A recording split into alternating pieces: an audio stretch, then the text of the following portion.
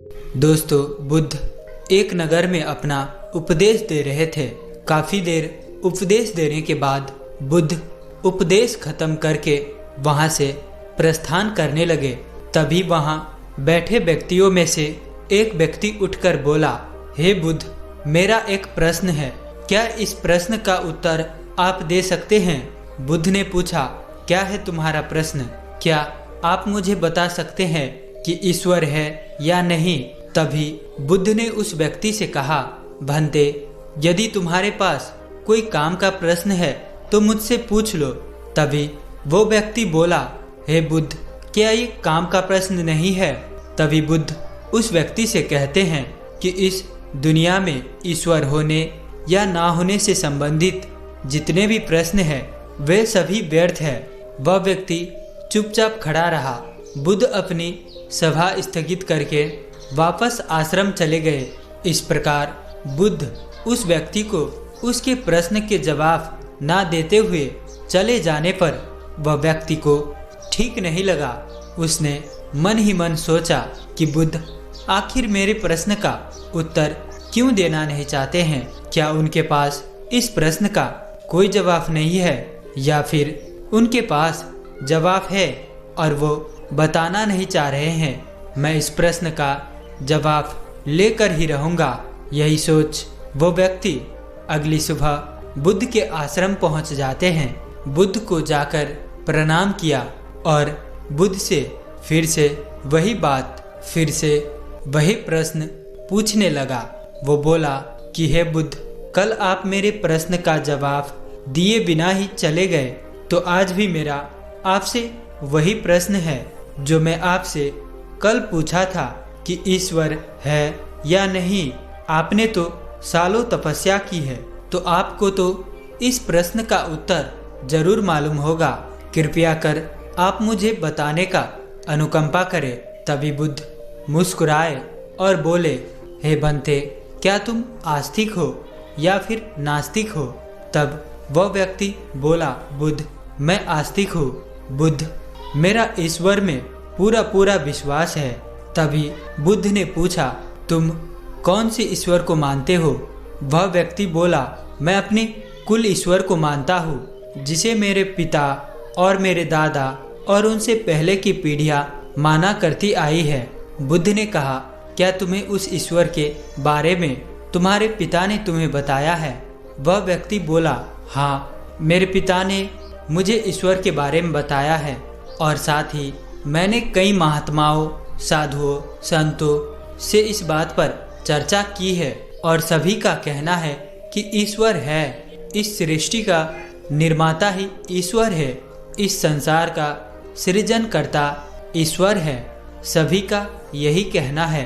तभी बुद्ध उस व्यक्ति से कहते हैं कि क्या सब लोग एक ही ईश्वर को मानते हैं? वह व्यक्ति बोला, नहीं बुद्ध, अलग अलग व्यक्ति अलग अलग ईश्वर को मानते हैं और उन्हें पूजते हैं। फिर बुद्ध ने उस व्यक्ति से कहा, क्या तुम्हें ईश्वर में पूर्ण विश्वास है? क्या तुम पूर्ण आस्तिक हो? तभी वह व्यक्ति कहता है, हाँ बुद्ध, मुझे अपने ईश्वर में पूर्ण विश्वास है। मैं पूरी तरह से ईश्वर पर विश्वास करता हूँ। मुझे पूरा पूरा विश्वास है कि ईश्वर हमारा रक्षा करते हैं। तभी बुद्ध हल्के से मुस्कुराते हैं और कहते हैं, तो तुम मुझसे यहाँ पर क्या लेने आए हो?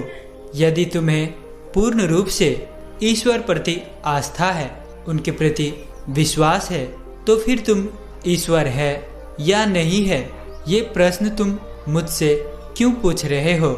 इससे तो ये प्रश्न व्यर्थ हो जाता है। वह व्यक्ति बोला, हे बुद्ध, मैंने कई महात्माओं से, ज्ञानियों से ईश्वर के बारे में चर्चा की है, बातें करी है, और उन सब ने मुझे ईश्वर की महानता बताई और ईश्वर के बारे में बहुत सारी ज्ञानवर्धक बातें बताई, ईश्वर की विशेषताएं बताई, उनके बारे में खूब आनंद पूर्वक चर्चा की।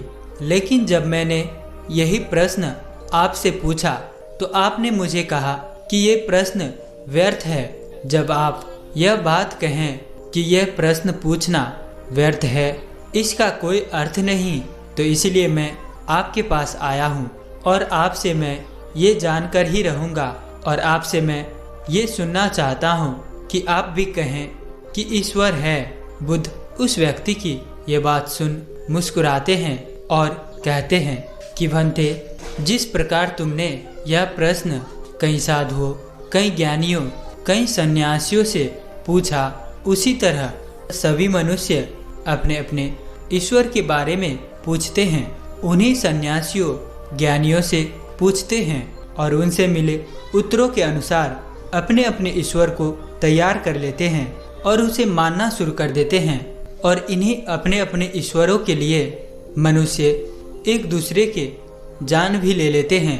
फिर भी मनुष्य के मन में कहीं न कहीं एक जिज्ञासा रह ही जाती है, जिसके कारण यह प्रश्न खड़ा हो जाता है। तब हम लगातार पूरा जीवन इसी बात में निकाल देते हैं कि ईश्वर है या नहीं, और दूसरी तरफ हम अपने आप को आस्तिक भी कहते रहते हैं ताकि हमारा ईश्वर हमसे रुष्ट ना हो। उसी प्रकार तुम अपना प्रश्न लेकर आए हो कि ईश्वर है या नहीं, यह केवल इस कारण उत्पन्न हुआ है कि तुम्हारे मन में यह संदेह है और तुम इसे दूर करना चाहते हो। लेकिन तुम कितने भी ज्ञानी, साधु और सन्यासियों के पास जाओ और उससे इस बारे में पूछो, या फिर तुम मेरे से पूछो, सबके दिए गए उत्तर व्यर्थ है, सभी के जवाब व्यर्थ है। जबकि तुम इस बात को स्वयं ना जान लो कि ईश्वर है या नहीं, सिर्फ मान लेने से तो दुविधा में रह जाओगे और संपूर्ण जीवन इसी में निकाल दोगे। तो मुझसे पूछने से अच्छा है कि तुम आओ और जान लो कि ईश्वर है या नहीं। तब वह व्यक्ति कहता है, परंतु बुद्ध, ईश्वर कोई जानने की चीज नहीं है, ईश्वर को तो माना ही जाता है, ईश्वर को भला हम कैसे जान सकते हैं। तब बुद्ध कहते हैं, तुमसे किसने कहा कि ईश्वर को सिर्फ माना ही जाता है, ईश्वर कोई जानने की चीज नहीं है। तब वह व्यक्ति कहता है, बुद्ध, सभी यही कहते हैं कि ईश्वर कोई जानने की चीज नहीं है। तब बुद्ध कहते हैं, ईश्वर को जानने के लिए सिर्फ एक ही मार्ग है, एक ही रास्ता है, वो है सत्य का मार्ग, वो है सत्य का रास्ता। जब आप सच्चाई पर चलते हो, सत्य को आत्मसात करके जीवन को जीने लगते हो, तो ईश्वर स्वयं आपको जना देंगे। आप ईश्वर के साक्षात्कार कर पाओगे और यही एक मार्ग है। तो तुम भी सत्य की मार्ग अपनाओ और ईश्वर को जान लो, और तब से वह व्यक्ति बौद्ध भिक्षु बन जाता है।